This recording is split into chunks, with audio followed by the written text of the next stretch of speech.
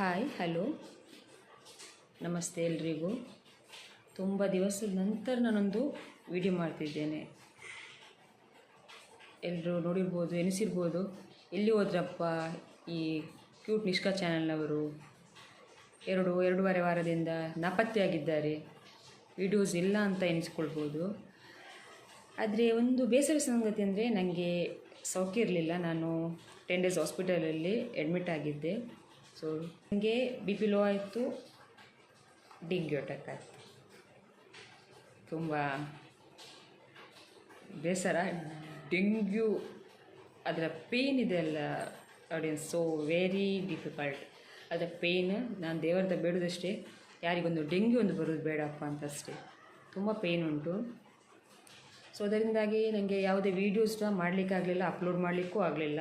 ಯಾಕಂದರೆ ನನ್ನ health issues ಇತ್ತು ಅಷ್ಟೆಂದ. ಮತ್ತು ಬಂದ ನಂತರ ಸ್ವಲ್ಪ ರೆಸ್ಟ್ ಅದು ಇದು ಎಲ್ಲ ಆಯಿತು. ಸೊ ಈಗ ಸ್ವಲ್ಪ ಬೆಟರ್ ಆಗಿದ್ದೇನೆ, ಸೊ ರಿಕವರ್ ಆಗಿದ್ದೇನೆ. ಸೊ ಅದಕ್ಕೆ ನಾನೊಂದು ಸಣ್ಣ ವೀಡಿಯೋ ಮಾಡ್ತಿದ್ದೇನೆ ಅಷ್ಟೇ. ನಾನು ಏನು ಬರಲಿಲ್ಲ ಅಂತ ಇನ್ಸ್ಕೊಳ್ಬಾರ್ದು, ವೀಡಿಯೋ ಏನು ಮಾಡಲಿಲ್ಲ ಅಂತ. ಸೊ ನೋಡು, ಇನ್ನು ನೆಕ್ಸ್ಟಿಂದ ನಾಳೆಯಿಂದ ನಾನು ನನ್ನ ಕಂಟಿನ್ಯೂಸ್ ವೀಡಿಯೋಸ್ ಅಪ್ಲೋಡ್ ಮಾಡ್ತೇನೆ. ಅಷ್ಟೇನು ದೊಡ್ಡ ವೀಡಿಯೋಸ್ ಇಲ್ಲ, ನಂದು ಶಾರ್ಟಾಗಿ ವೀಡಿಯೋಸ್ ಮಾಡ್ತಿದ್ದೇನೆ. ನಾನು ರೀಸೆಂಟಾಗಿ ನಾನು ವೀಡಿಯೋಸು ಅಪ್ಲೋಡ್ ಮಾಡಲಿಕ್ಕೆ ಸ್ಟಾರ್ಟ್ ಮಾಡಿದ್ದು. ಇದು ನನ್ನ ಮಗಳು, ಆಲ್ರೆಡಿ ನಿಮಗೆಲ್ಲರಿಗೂ ಗೊತ್ತಿರ್ಬೋದು, ಪೋಕುರಿ ನನ್ನ. ಅಲ್ವ ನಿಷ್ಕಾ? ಓಕೆ, ಇಷ್ಟು ವಿಷಯ ನಿಮ್ಗೊಂದು ತಿಳಿಸ್ಬೇಕಂತ ಇತ್ತು.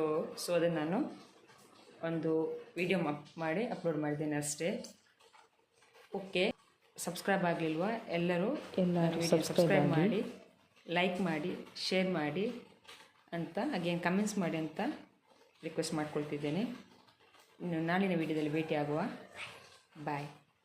ಇಷ್ಟು ಬಾಯ್ ಮಾಡು. ಬಾಯ್.